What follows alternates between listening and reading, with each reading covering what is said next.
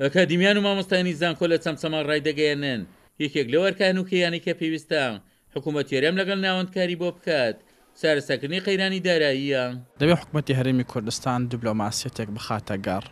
بۆ ئەوەی کە قەناعەت بە حکوومەتی عراقی بکە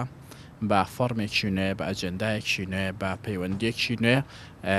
جارێکی تر حکوومەتی هەرێمی کوردستان و حکوومەتی عراق بشنەوە سەر مێزی گفتوگۆ بە نیەتی چارەسەرکردنی کێشەکان نەک وەکو لە ڕابردووە کردویانە بە نیەتی تێپەڕاندنی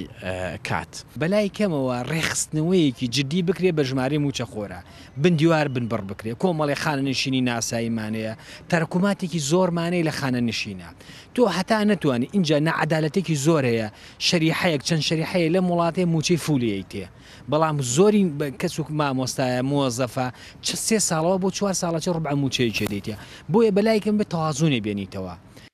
ئەندامێکی لیژنی دارایی پەرلەمانی عێراقیش ڕایدەگەیەنێت حکوومەتی عێراق جەختی لەسەر چارەسەرکردنی کێشەداریەکانی هەرێم کردوتەوە و مەرجی حەیدەر عەبادی بۆ لایەنەوەیە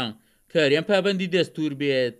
تا ئێستا ئەوەی کە کراوە لەوە پێش کە عەبادی کۆمەڵێک مەرجی هەبووە لەسەرەوە یا دوامەرجی ئەوەیە کە هەرێم پابەندی تەواو ڕابگەێنێ بە دەستورە چکەوە پێویستی بە تەفاوز هەیە لە هەندێک سەرچاوە بیسومانە کە وعدی داوە بەڵام لەگەڵ وعدەکانیان باز لەو داتانەیە کاتە ئێسەیەک لای نەبۆتەوە خوازیارین ئەمە ماماتەڵەیەک نەبێ بەڕێز عەبادیەکە و چاوەڕێین لە مانگی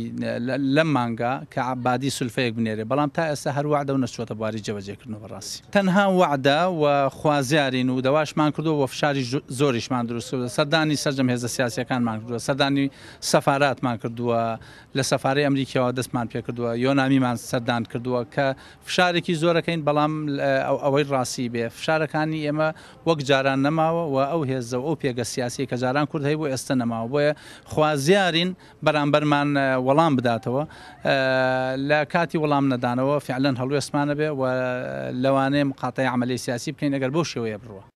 وە شەرزانی بواری یابووری ئاماژەی بۆ دەکەن لە نێوان لاوازبوونی سەرچاودارایەکانی هەرێم و باڵادەستبوونی سەربازی حکوومەتی عێراق لە ناوچە جێناکۆکان چارەسەری قەیرانی دارایی هەرێم بە ناوچە جێناکۆکانی شەوە